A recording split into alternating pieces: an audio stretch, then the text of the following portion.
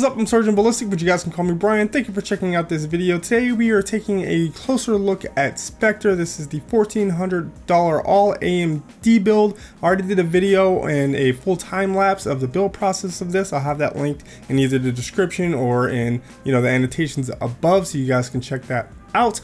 But the goal of this build was put together an all AMD build. I had a lot of requests for more AMD products on the channel, but I also wanted to have a nice all AMD higher end build for comparisons once new products come out featuring the new architectures from AMD, such as Polaris, Vega, and Zen that we'll be having soon. I also wanted to check out the Wraith Cooler and see how good it was in terms of overall making sure you can get the most out of your CPU purchase and hit those turbo speeds and possibly even overclock.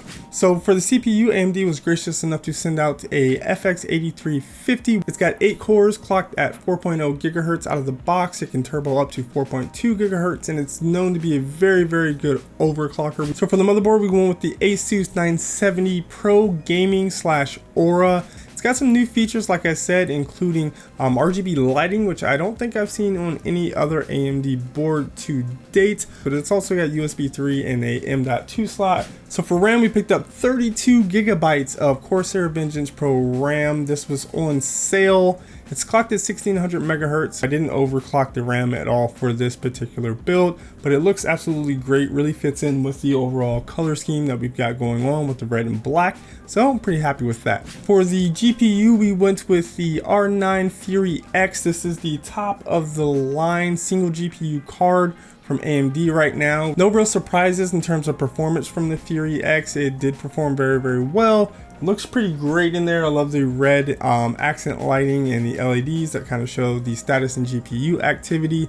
Very easy to mount, and in terms of sound, I did notice the coil whine. It is prevalent. It actually kind of tends to happen more on menu screens and loading screens where the refresh rate, for whatever reason, because it's not actively doing anything, it jumps up to like 200 frames per second. That's when I really noticed it the most. When I'm playing games and I have audio going on, I really can't hear it over the audio, especially with the side of the side panel of the case on.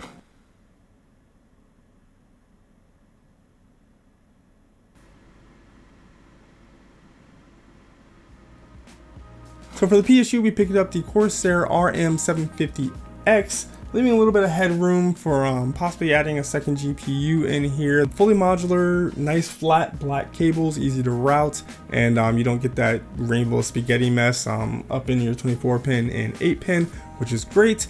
A couple sharp-eyed people in the time-lapse noted that I did have it facing up. This was mainly so that I could actually see the fan, so I know when it was kind of turning on and turning off. Little report on that. Even under load, I noticed that sometimes the PSU fan doesn't even turn on.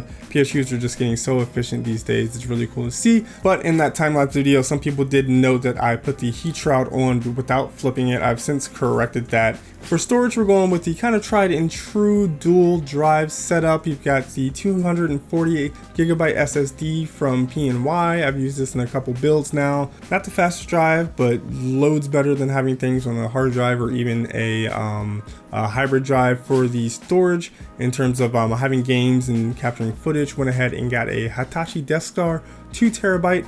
For the case, we're using the Phantex Enthoo Pro. This is actually my first build in a Phantex chassis. It's a pretty highly regarded case for a lot of enthusiasts. It's somewhat big in a full tower case, but it has a lot of room in it, a lot of cable management space, nice grommets, very easy to do cable management.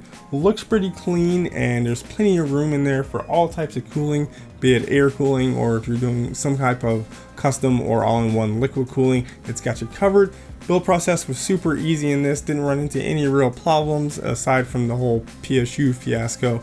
So moving on to performance, I was really excited to see how the new Wraith Cooler would perform, and I gotta say it performed pretty well. A lot of the other stock coolers, especially older AMD stock coolers, it was sometimes a challenge to even be able to get the CPU to fully utilize its turbo speed without being throttled down.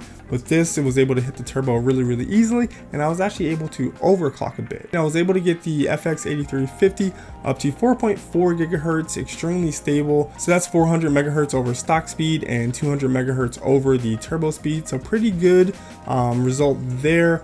In terms of temperatures at stock at idle, at first it was running about 38 degrees when I first booted up the computer, and then it was kind of like maybe a burn-in process, but since then the idle temps have gone down to around 28 degrees. Under load, the temperature is actually capping out about 68 degrees, which isn't too bad at all.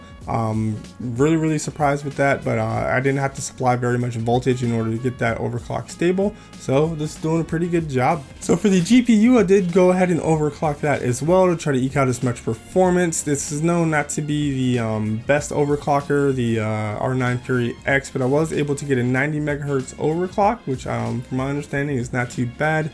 Above the 1050 megahertz, so got it up to 1140. And I did overclock the HBM a little bit as well at 50 megahertz, and I did have to dial in a voltage offset of 60 millivolts in order to get that stable, but again it's maxing out at 68 degrees, and overall the system is running pretty cool even under load. So overall for benchmark Firestrike, it scored a 10,063 before the overclock and went up to 10,673 after, so a fair amount of gain from the mild overclocks I was able to achieve. In Firestrike Extreme, after the overclock, it got a 6719, so 1440 at 30 to 60 frames per second will definitely be possible with this guy.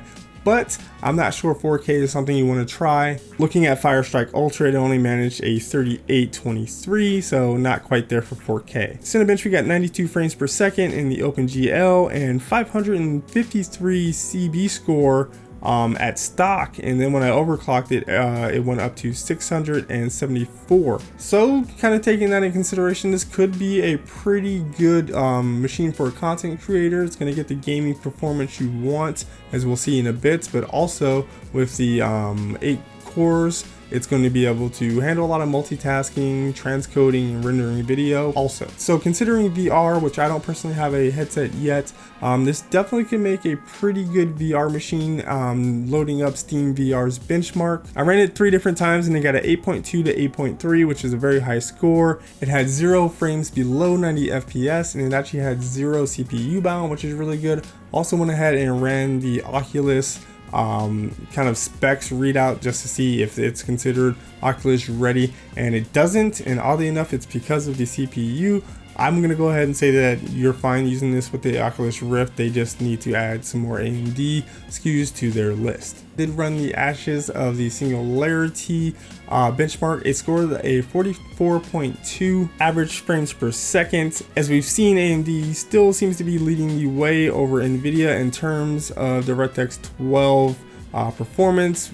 Moving on to gaming performance, this was able to handle pretty much everything in my suite very handily. Titles like BioShock Infinite, CSGO, Rainbow Six Siege, and Rocket League were able to get well above 100 FPS, some getting up to 140 or more. Notable lower scoring games were GTA 5. For some reason I had a lot of trouble running Dirty Bomb. It doesn't seem to be well optimized for AMD cards. Even at just medium settings, it only mustered a 56 frames per second average. I was very happy to see Doom getting over 90 frames per second, and most other shooters were well over 60 frames per second at their highest settings. So now here's some footage to go along with some of those scores, so you can see some of the games I was running and the quality that you can kind of expect from them.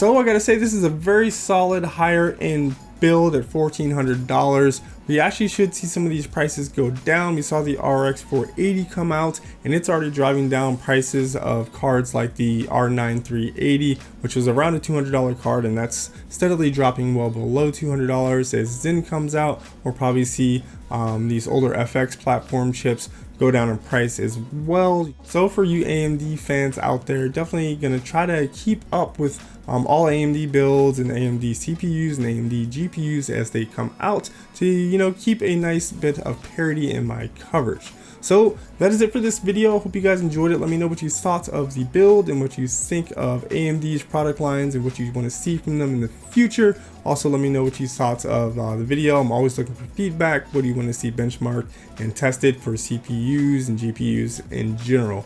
Go ahead and like the video if you enjoyed it. Give it a dislike if you did not enjoy it. Subscribe to the channel if you want to see more videos like this and other reviews to do headsets, a lot of PC and other gaming peripherals. I've got links to all of my social media in the description below. Follow me there and get more frequent updates on what I have going on and just have a general conversation with me. But that is it. Thank you guys for watching. See you in the next one. Peace.